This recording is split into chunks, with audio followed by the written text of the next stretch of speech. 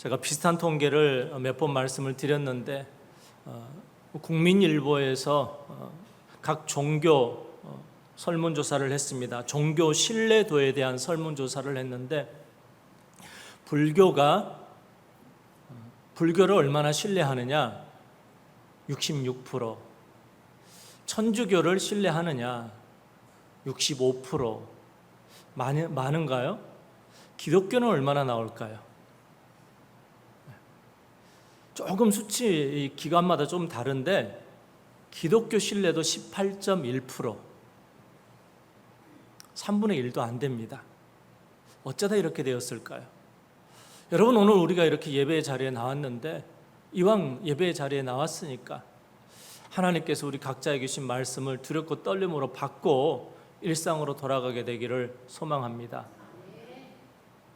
여러분, 어쩌다가 기독교가 신뢰도 18.1%가 나왔느냐라는 겁니다. 그러면 이 문제를 어떻게 극복할 것인가?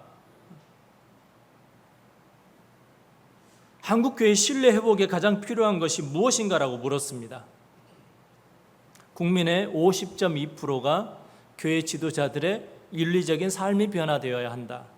그리고 교인들의 삶이 26.2% 변해야 된다라고 했습니다.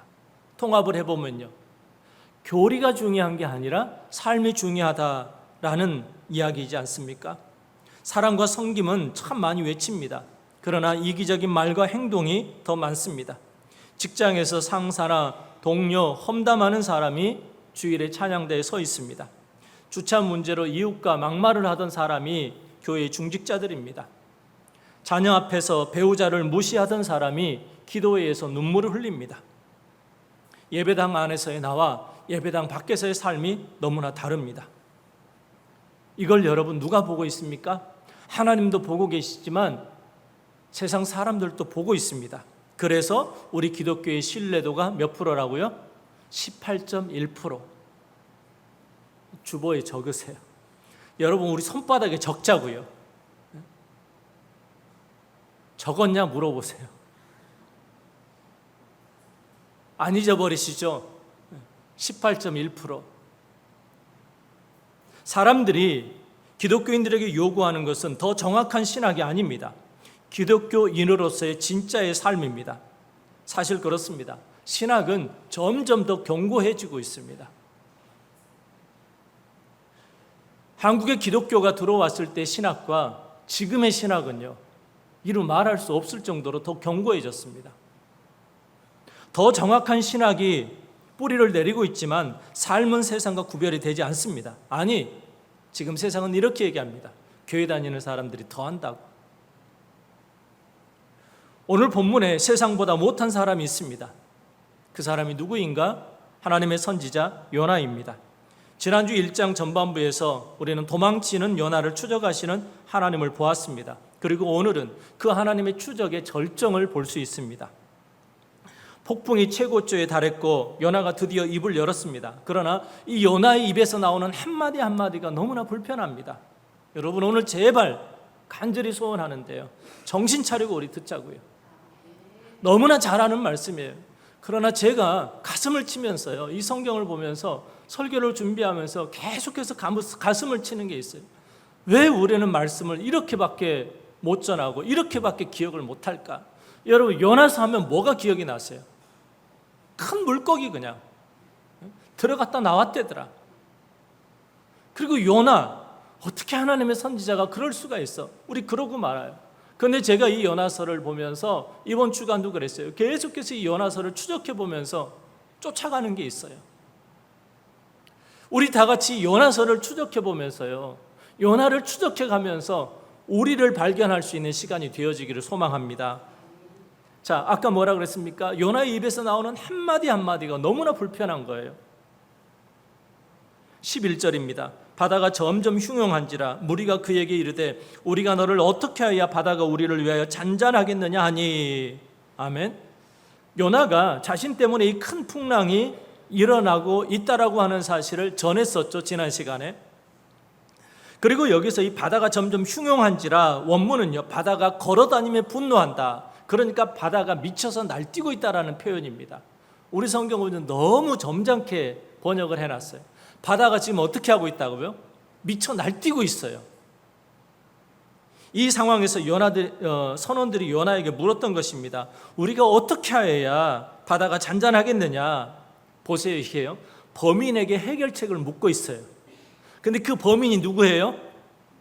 오늘 여러분 도저히 안 되겠어요. 이러다가 밥 주지 마세요. 범인이 누구예요? 요나예요, 요나. 근데 그 범인 요나에게 이 해결책을 묻고 있어요. 요나가 대답을 합니다. 우리 불편해지자고요.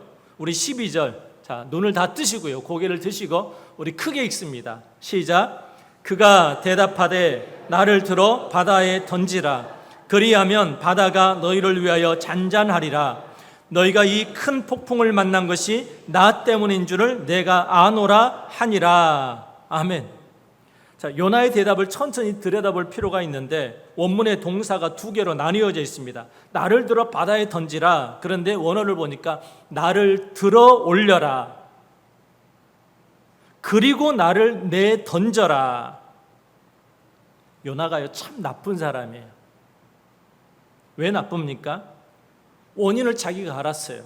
근데 제가 여기에 있다면 네가 그냥 뛰어내려. 안 그래요, 여러분? 왜 그랬을까요? 왜 나를 들어 올려서 내 던져라라고 했을까요? 하나님의 선지자예요. 하나님 믿는 사람이에요. 그래서 자기 생명을 자기가 못 죽이는 거예요. 자기가 자기를 살인 못 시키는 거예요. 어떻게 합니까? 니들이 나를 죽여라라는 거예요. 나쁜 사람이에요, 안 나쁜 사람이에요? 얼마나 나쁜 사람입니까? 요나는 정답을 알고 있습니다. 원인이 자기에게 있다는 거 다 알고 있습니다. 나 때문인 줄을 내가 아노라. 진단도 정확합니다. 그러나 본인은 움직이지 않습니다. 여기서 매우 중요한 질문이 하나 떠오릅니다. 요나는 왜 이렇게 말하지 않았을까요? 배를 반대편으로 돌리십시오. 내가 니느웨로 가야 당신들이 살 수 있습니다. 왜 여러분? 제가 지난주에도 이 부분에 대해 설명을 하려다가 그리고 이번 주에도 설명을 하려다가 왜 요나가 이럴까? 그 이유를 오늘 얘기하다 보면 제가 오늘 핵심을 얘기하는 것에 치우칠 수 있을까 봐 그 부분을 얘기를 하려다가 원고에도 넣었다가 다시 뺐습니다. 간단하게 말씀드리면 여러분 아시잖아요. 이 니느웨라고 하는 건 아수르 수도라고 그랬습니다. 원수입니다. 그 원수가 보통 원수가 아닙니다. 지금 이 요나 선지자가 활동했던 그 당시 앞뒤로 250년 동안이나 이스라엘을 너무나도 히틀러처럼 폭력적으로 무자비하게 정복하고 다스리고 괴롭혔던 민족이에요. 그러니까 가기 싫은 겁니다. 문제는 요나가 무서워서 안 간 것이 아니라 싫어서 안 간 것입니다. 여러분 같으면 가시겠어요? 저도 물어봤어요. 저에게 안 가요. 못 가요. 요나서 4장 2절입니다. 같이 읽습니다. 시작. 주께서는 은혜로우시며 자비로우시며 노하기를 더디하시며 인애가 크시사 뜻을 돌이켜 재앙을 내리지 아니하시는 하나님이신 줄을 내가 알았음이니이다. 아멘.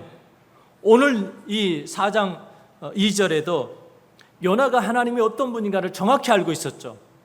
그래도 못 가요. 그래서 못 가는 거예요. 왜? 그 짐승보다 못한 인간들이 이 하나님의 말씀을 듣고 깨닫고 돌이켜서 하나님의 은혜를 받을까 봐 못 가는 겁니다. 하나님의 뜻이 싫은 겁니다. 그 포악한 원수 니느웨 사람들에게 하나님의 은혜가 가는 꼴을 볼 수 없는 것입니다.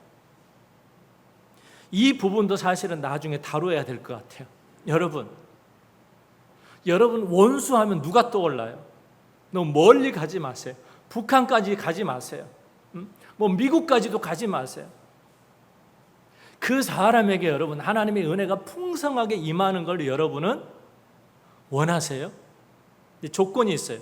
여러분이 가서 딱 한마디를 하면 그 사람에게 은혜가 임해요. 사업이 다 잘 풀리고요. 구원의 역사가 일어나고요. 그 가정에 그 사람에게 하나님의 평강이 임해요. 그래도 가실겠어요? 근데 그 사람이 내 원수라니까요. 저 같아도 가기 싫을 것 같아요. 요나는 순종을 택하기보다 죽음을 택한 것입니다. 요나의 신앙 고백을 다시 볼까요? 1장 9절. 요나가 대답하되 나는 히브리 사람이요 바다와 육지를 지으신 하늘의 하나님 여호와를 경외하는 자로라 하고. 아멘.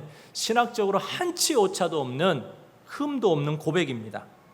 그러나 그 완벽한 고백을 입에 달고 있는 이 사람이 하나님 앞에서 도망을 치고 있습니다. 그리고 순종보다 죽음을 택하고 있습니다. 오늘 제목처럼 신학은 종통인데 뭐라고요? 삶은 이단입니다. 여러분, 이 말이 불편하지 않으십니까? 불편해져야 돼요. 제가 가끔 몇 번 말씀을 드렸지만 그분의 이야기가 자꾸 생각이 날 때가 있어요. 제 동기 목사님인데 저보다 나이가 한 10살은 많으신 분이에요. 그분이 어느 날 그래요. 광명에 어떤 세미나가 있어서 오셨다가 같이 참석을 했는데 다 끝나고 그 얘기를 해요. 한국 교회가 이단처럼 산다라고 해요. 그때 너무 불편했어요. 아니 그래도 보수 신학을 공부하고 있는데, 근데 그 말이 틀리지 않다라고 하는 것을 나중에 알게 됐어요. 여러분, 우리 신학은 정통이에요. 근데 삶은요, 이단일 수 있다라는 이야기입니다. 이건 남의 이야기가 아니라 우리의 이야기입니다. 우리 기도 시간에 하나님 말씀에 순종하겠습니다라고 결단합니다. 그러나 그렇게 주일에 결단하고 월요일에 잊어버리고 또 새벽에 결단하고 또 주일에 결단하고 우리 사랑하게 해달라고 기도하지만 어떻습니까? 여러분, 요나는 정말 우리가 이해해야 돼요. 이해해야 돼요. 여러분, 사랑하게 해달라고 기도하면 눈 뜨면 그 미운 사람이 예뻐 보이나요? 우리요, 꼴보기 싫은 사람은 여전히 꼴보기 싫어요. 싫은 사람은 여전히 싫어요. 아무튼 제가 이런 얘기를 하면서요, 나만 그런가 이제 싶어요. 아니, 제가 여러분들이 그렇다라는 얘기가 아니라, 여러분, 기도하고 예배드리고 은혜 받으면 꼴보기 싫은 사람이 사랑스러워지냐고요.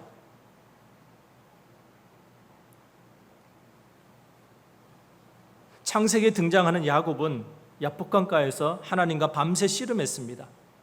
엉덩이 뼈가 어긋나면서도 놓지 않았습니다. 나를 축복하지 않으면 보내지 않겠다라고 했습니다. 쩔뚝거리면서, 사실 이건 쩔뚝거리는 게 아니라 다리를 질질 끌고 가는 겁니다. 그러면서도 하나님 앞을 떠나지 않았습니다. 야곱은 뼈가 부러지는 고통을 감수하고서라도 하나님을 붙잡은 사람입니다. 하지만 요나를 보십시오. 온전한 몸입니다. 멀쩡한 정신을 가지고 있습니다. 완벽한 신학까지 가지고 있습니다. 그런데 하나님 앞에서 도망치고 있습니다. 요나는 씨름조차 하지 않습니다. 오늘 우리는 어떤 사람입니까? 하나님과 씨름하는 야곱과 같은 모습입니까? 아니면 씨름조차 하지 않는 다삿바까지 놓아버리는 그런 상태이지는 않습니까? 이제 장면이 전환됩니다. 13절입니다. 같이 읽습니다. 시작.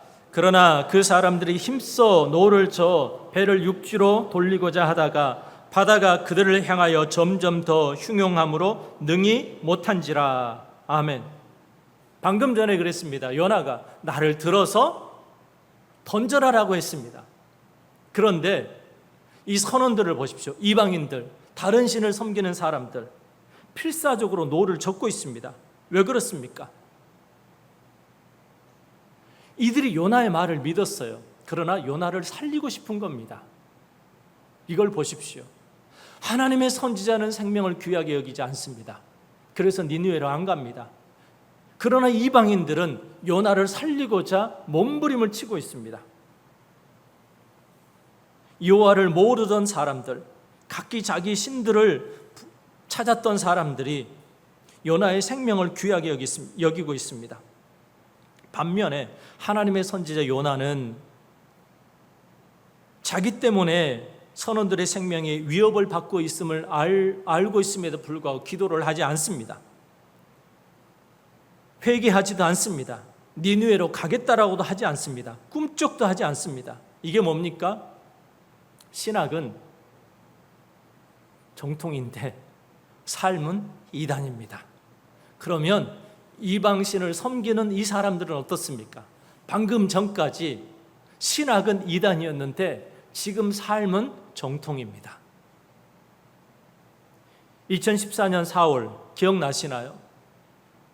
세월호가 침몰했을 때 전국에서 자원봉사자들이 진도 팽목항에 몰려들었습니다. 그때 봉사자들은 밥을 짓고 유가족 곁을 지키면서 며칠씩 잠을 자지 못하면서 현장을 지켰습니다. 그때 TV 방송에 나왔어요. 온몸에 문신이 가득한 사람이 밥을 날라요. 이불을 덮어줘요. 종교가 없다라고 하는 아주머니들이 반찬을 만들고 국을 만들고 밤새 밥을 하면서 언제 이 유가족들이 지쳐 쓰러져 있는데 단 한 수저라도 드시고 일어날 수 있도록 최선을 다합니다. 그런데 그때 기가 막힌 일이 일어났습니다. 한편에서 교회 다니는 사람들이 전도지를 들고 다니면서 예수 믿으세요라고 했습니다. 그래서 쫓겨났습니다. 이게 여러분 기독교입니다. 그래서 종교 신뢰도 교회 18.1%가 나온 겁니다. 여러분, 복음을 전해야 되는 것 맞습니다. 예수 믿어야 천국 간다? 신학이 정확합니다. 그러나 하나님을 믿는다라는 사람이, 사랑을 외치는 사람들이, 함께 울어야 된다라고 하는 사람들이 그 눈물이 가득한 그곳에서 죽지 못해 살아가고 있는 그 사람 옆에서 안아줘야 될 것 같은데, 같이 손 붙들고 울어주면 나을 텐데 전도지 한 장 나눠주고 뒤돌아섭니다. 무엇입니까? 신학은 완전한데 사람의 생명에 무관심한 것입니다. 요나의 모습과 똑같습니다. 그래서 팀 켈러 목사님이 요나서를 강해하면서 이런 말을 했습니다. 우리 같이 읽어볼까요? 시작.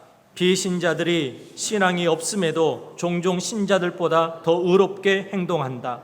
반면 신자들은 하나님에 대한 올바른 믿음에도 불구하고 그 믿음이 기대하는 것보다 훨씬 더 나쁘게 행동할 때가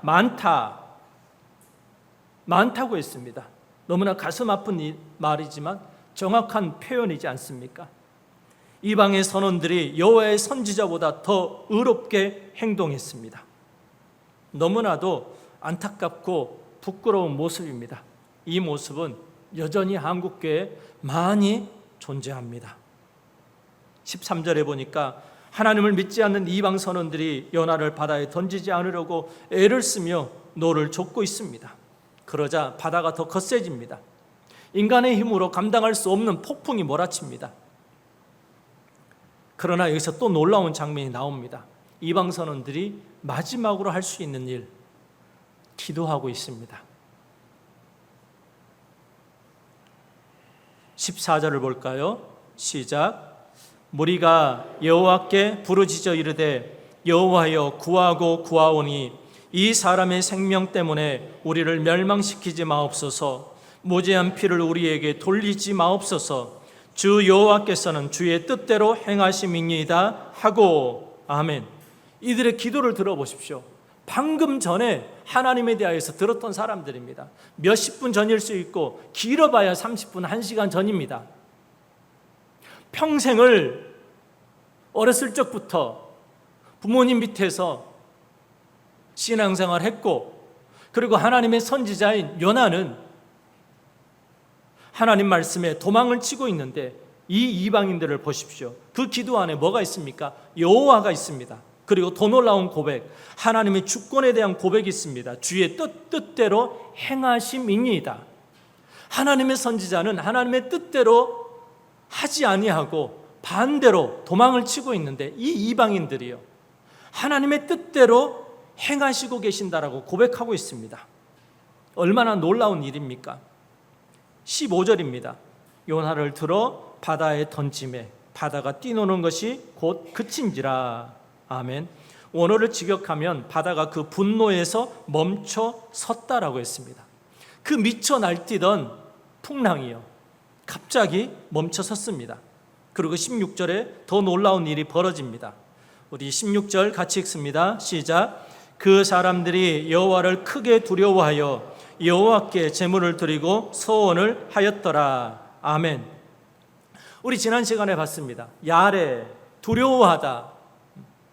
이 이방인들은요, 폭풍을 보고 두려워했습니다. 그런데 그 폭풍을 보고 두려워했던 그 두려움이 오늘요, 여호와를 크게 두려워했다라고 했습니다. 이건 경배입니다. 진정한 경외입니다. 요나는 하나님을 무시했습니다. 대놓고 무시했습니다. 우리들도 신앙생활하면서 하나님 대놓고 무시할 때가 있어요. 또 은근히 무시할 때도 있어요. 그런데 이 이방인 선원들이요, 하나님을 경외하고 있습니다. 공포가 경배가 되었습니다. 그리고 이방인들이 여호와께 제사를 드리고 서원까지 합니다. 어떤 서원인지는 정확하게 알 수 없습니다.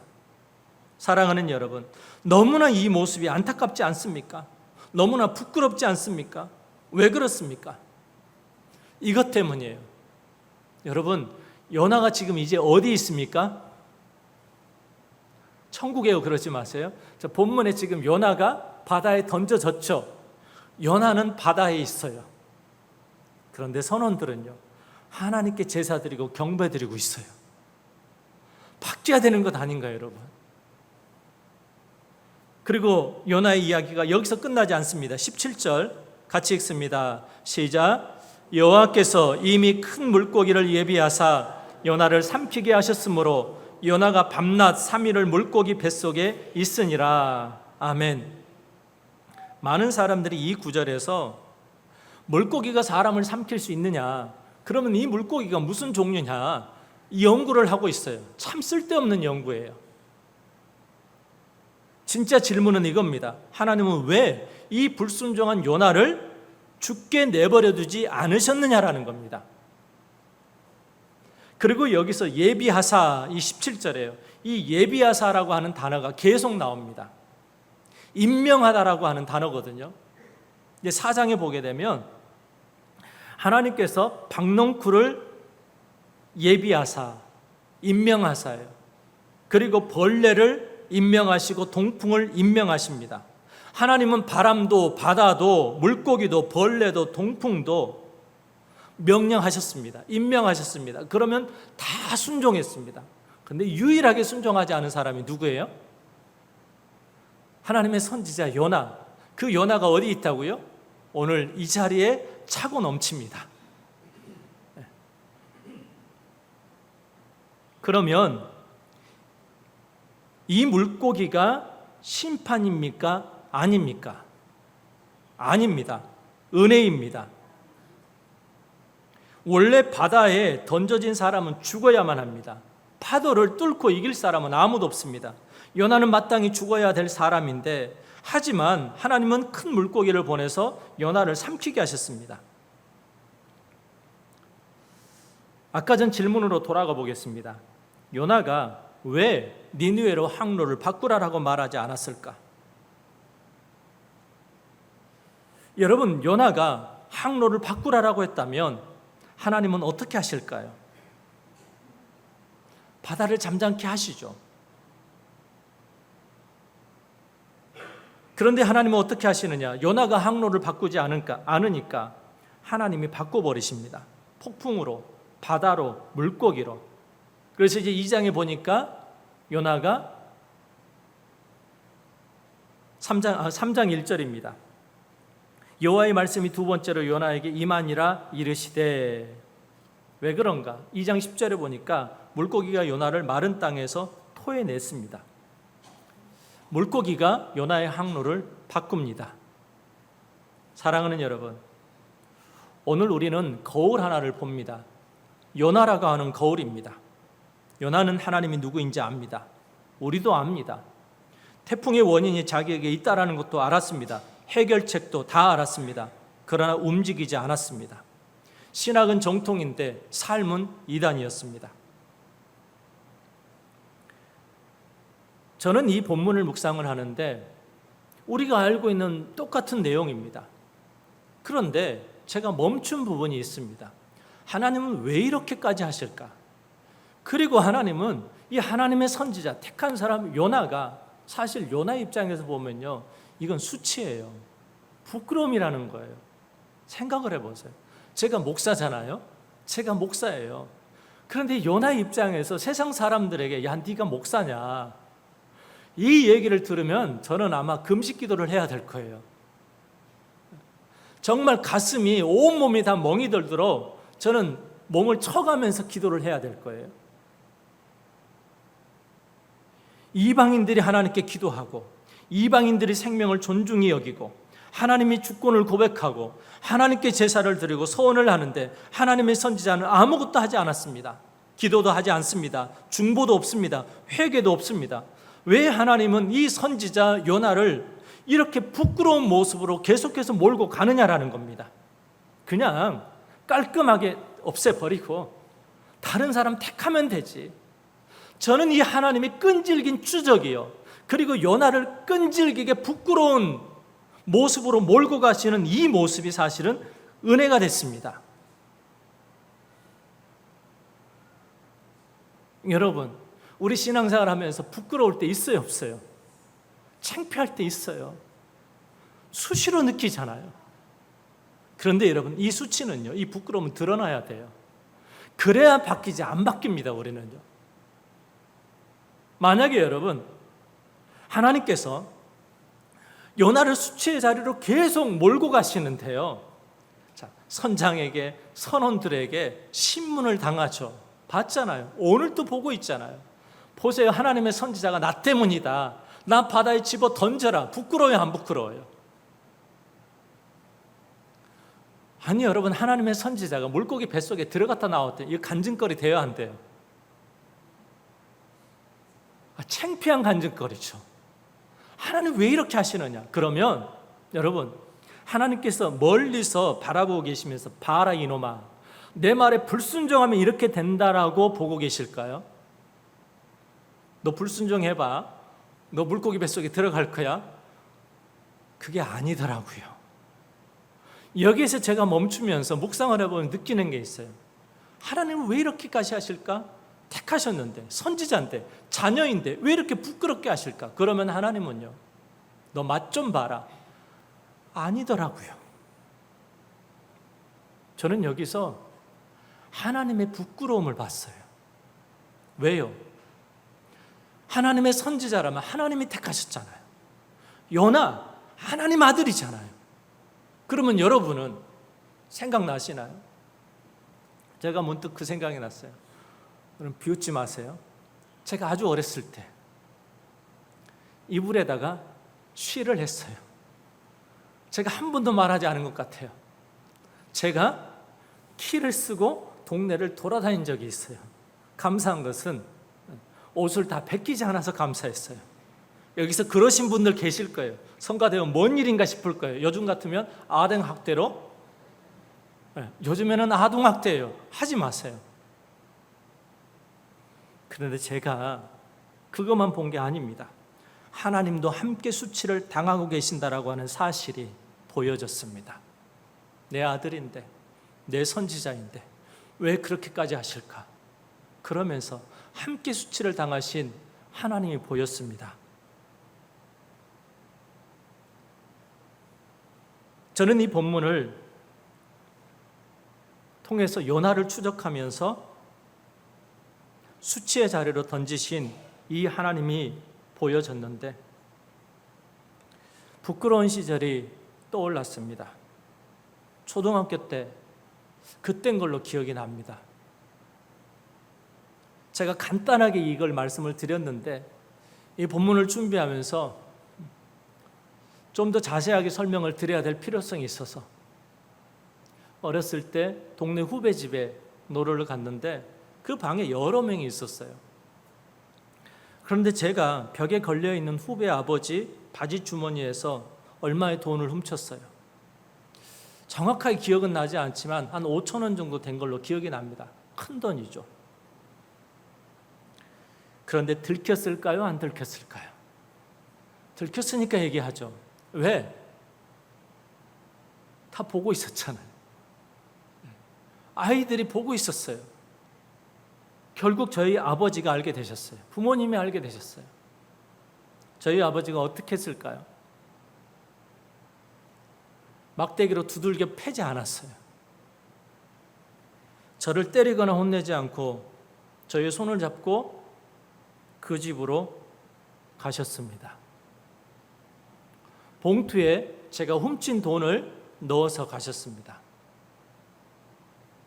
그리고 그 후배 아버지 앞에서 무릎을 꿇었습니다.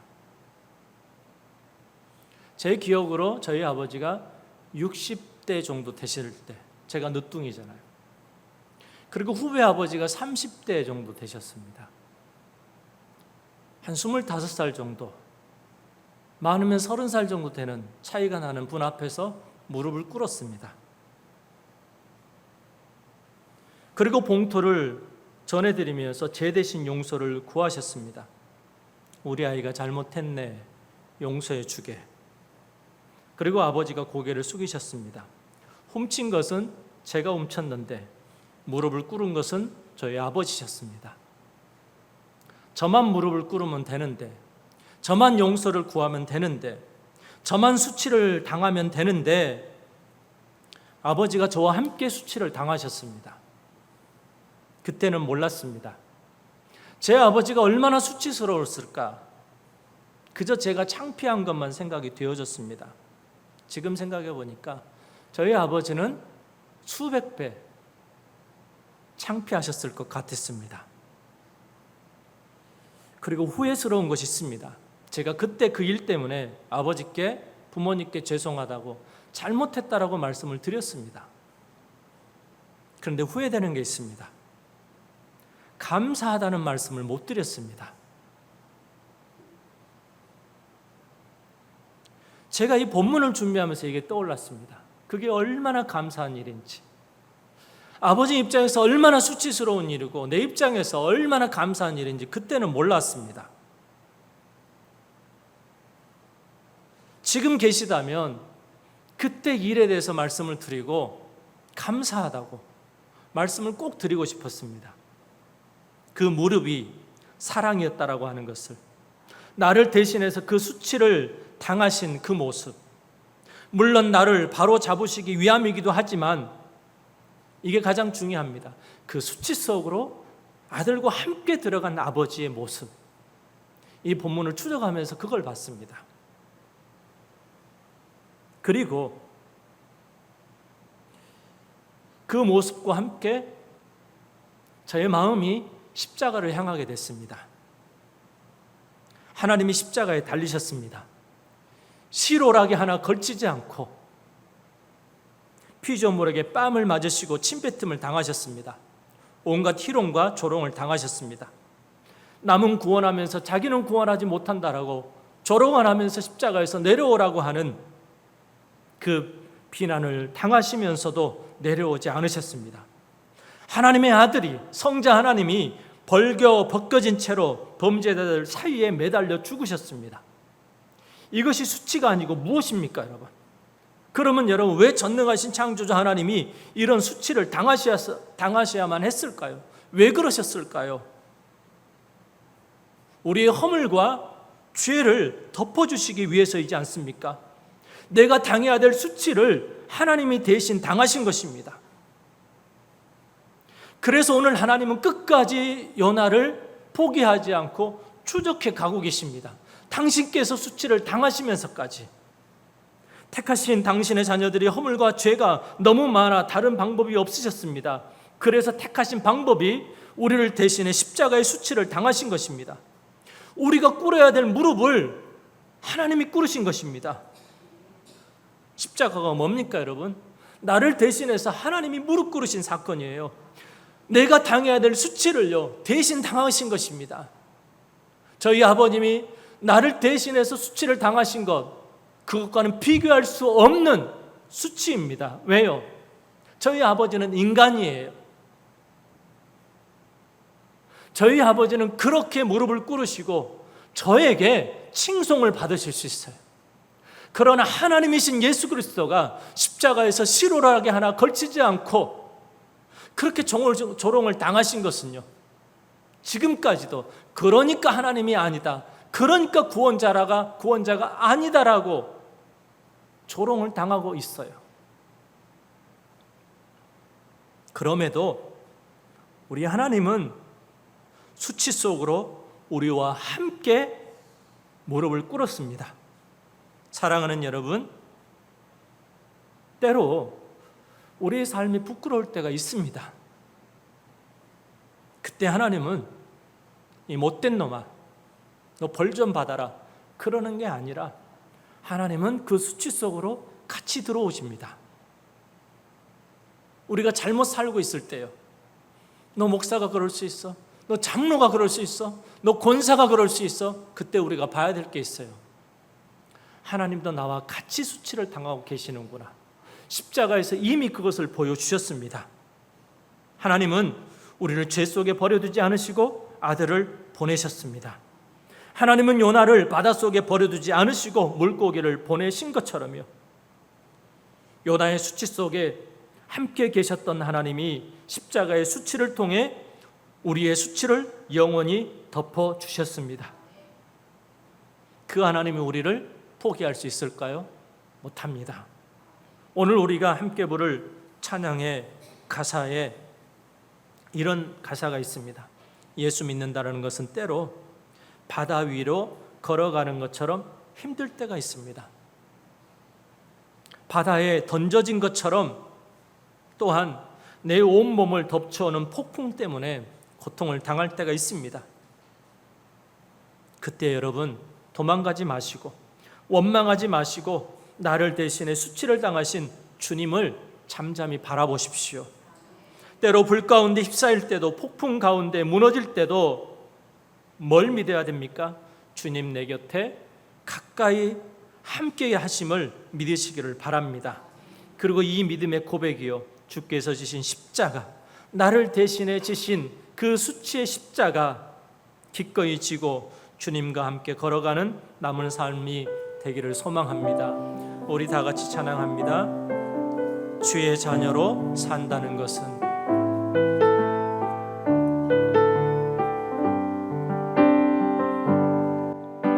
주의 자녀로 산다는 것은 불 가운데로 걸어가는 것, 그 속에서 신실하게 날 지키시는 그 손길을 경험하는 것. 주의 자녀로 산다는 것은, 주의 자녀로 산다는 것은 바다 위로 걸어가는 것, 내 온몸을 덮쳐오는 폭풍 속에서 잠잠히 주 바라보는 것, 때론 불 가운데 휩싸일 때도,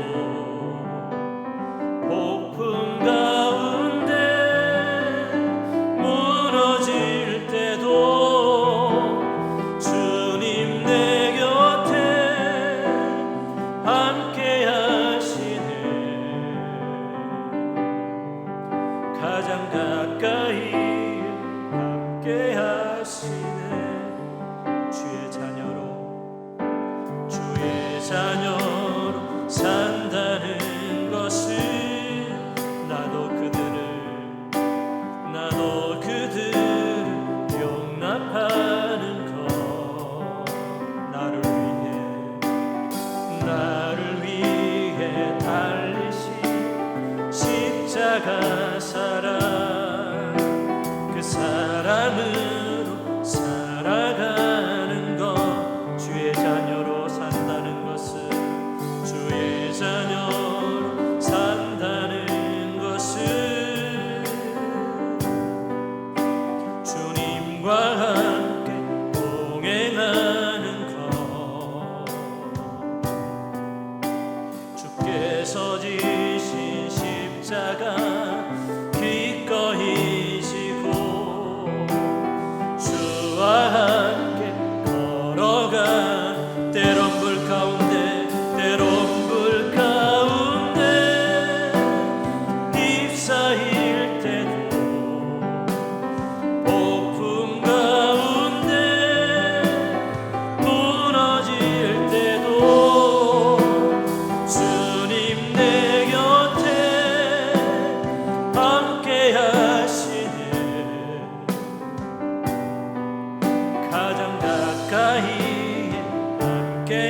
다시 한번 때론 불 가운데 잎사일 때도 폭풍 가운데 무너질 때도 주님 내 곁에 함께 하시네. 가장 가까이에 함께 하시네. 가장 가까이에 가장 가까이에 함께 하시네. 다시 한번 가장 가까이에 함께 하시네. 우리 다 같이 기도하기를 원하는데요. 아버지 하나님, 저희들의 이중적인 모습 때문에 하나님의 영광을 가리고 하나님을 부끄럽게 할 때가 많았습니다. 하나님의 뜻과는 다른 삶을 살고 하나님으로부터 도망치는 나의 모습 때문에 만왕의 왕이신 하나님께서, 나를 구원하신 하나님께서 손가락질을 당할 때가 많았습니다. 나 때문에, 그 불순종 때문에 천지를 창조하신 하나님께서 비난과 조롱을 당하고 있음을 깨닫게 하여 주옵소서. 그럼에도 불구하고 나와 같은 자 때문에 십자가의 부끄러움까지 감당하신 하나님의 사랑을 알게 되기를 원합니다. 우리 다 같이 주여 한번 외치고 기도하시겠습니다. 주여.